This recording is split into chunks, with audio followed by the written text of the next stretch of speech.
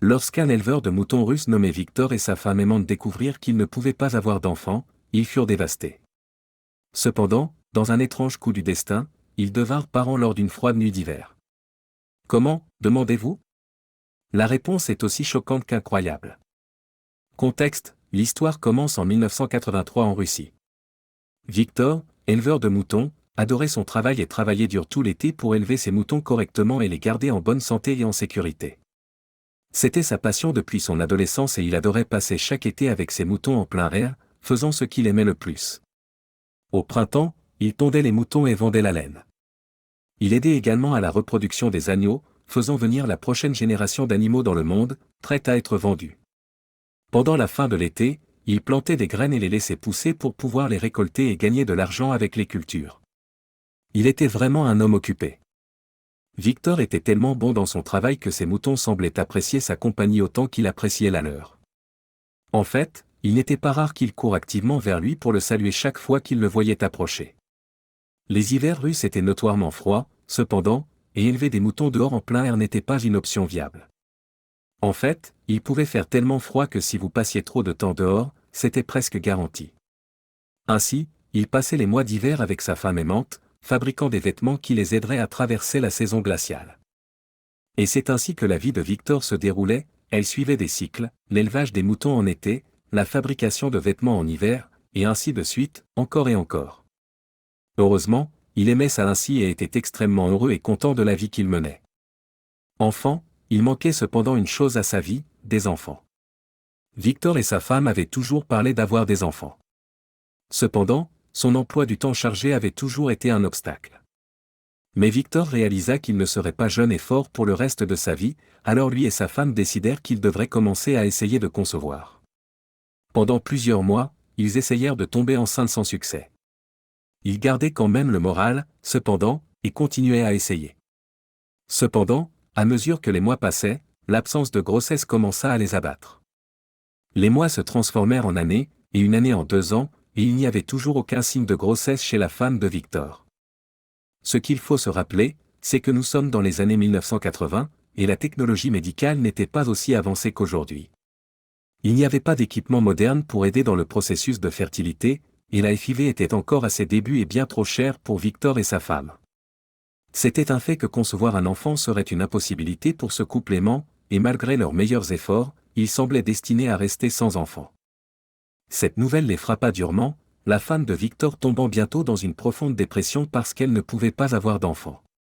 Elle était si désespérée et bouleversée qu'elle suggéra même à Victor de divorcer et de trouver une femme qui pourrait lui donner l'enfant qu'il avait toujours désiré depuis si longtemps.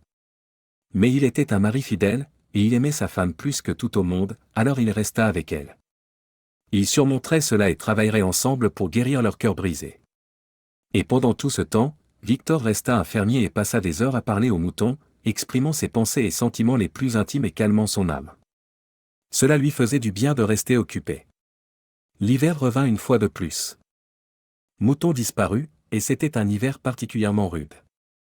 Il faisait le plus froid depuis longtemps, et la neige tombait drue. Mais Victor devait quand même rester occupé et s'occuper de ses moutons, qui étaient en sécurité dans leur grange. Il enfila ses vêtements les plus chauds et sortit. Mais il devint bientôt évident que quelque chose n'allait pas. La porte de la grange était légèrement entr'ouverte. Victor était sûr de l'avoir verrouillée la veille au soir, car il avait l'habitude de toujours la vérifier 2 fois au cas où.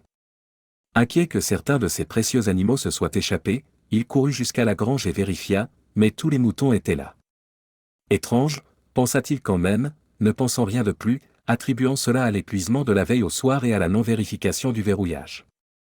Il mit de la nourriture pour ses moutons et les regarda joyeusement alors qu'il courait vers les ouges pour commencer à manger. Mais son sourire s'effaça rapidement lorsqu'il remarqua qu'un mouton manquait. En refaisant rapidement le décompte, il réalisa qu'un des animaux devait s'être échappé. Il sortit donc dehors pour la chercher. En regardant partout dans la cour, il ne trouva aucune trace d'elle, alors il partit dans les champs recouverts de neige. Après une demi-heure de recherche, il vit quelque chose sous un arbre au loin.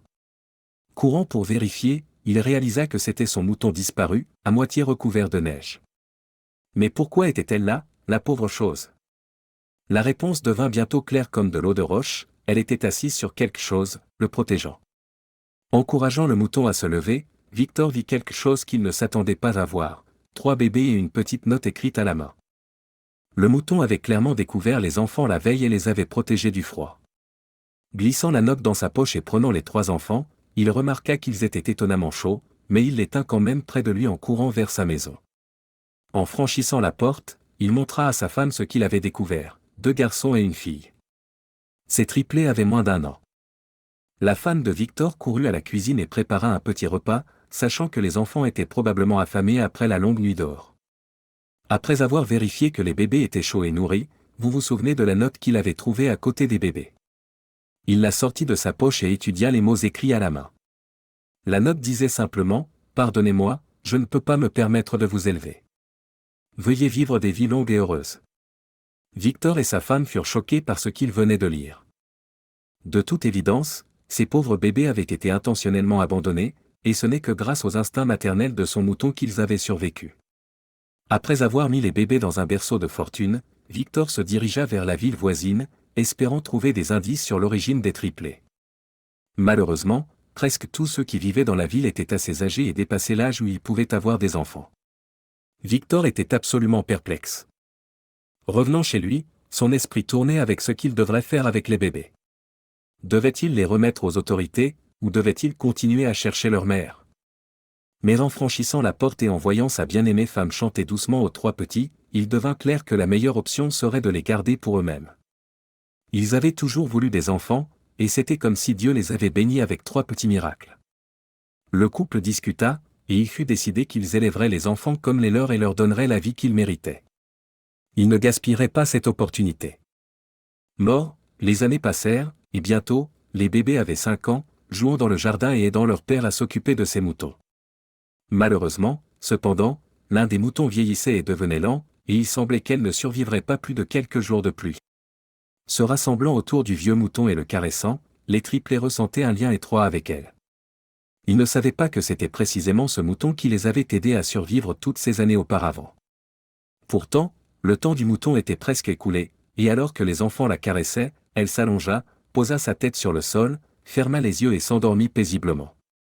Victor avait vu cela 1 million de fois auparavant, mais ses enfants n'avaient jamais été témoins de la mort. Bouleversés, ils coururent vers les champs et se blottirent ensemble sous l'arbre où ils avaient été trouvés. C'est alors qu'une vieille dame passa, et en voyant les enfants pleurer et bouleversés, demanda s'ils venaient d'apprendre que Victor et sa femme n'étaient pas leurs vrais parents. Il devint rapidement évident que la vieille dame s'était trompée, et les triplés confus et bouleversés coururent chez eux, 1 million de questions dans leur tête. La vérité avait éclaté, alors Victor et sa femme assirent les enfants et expliquèrent ce qui s'était passé cette nuit-là fatidique. Ils leur montrèrent même la note qui avait été laissée à côté d'eux pour aider à vérifier l'histoire. Les enfants étaient clairement bouleversés que leurs vrais parents les aient abandonnés, mais éternellement reconnaissants envers Victor et sa femme de les avoir sauvés et élevés comme s'ils étaient les leurs. Ils auraient pu les laisser mourir de froid dans le froid, ou ils auraient pu les remettre aux autorités, et ils auraient fini dans un horrible orphelinat. Mais au lieu de cela, ils les avaient gardés et leur avaient donné la meilleure vie possible. La famille de 5 personnes s'embrassa toutes dans la brise estivale chaude alors que le doux son des moutons résonnait dans l'air. Alors, que pensez-vous de cette histoire? Comment auriez-vous réagi en trouvant les triplés? Assurez-vous de nous le faire savoir dans la section des commentaires ci-dessous.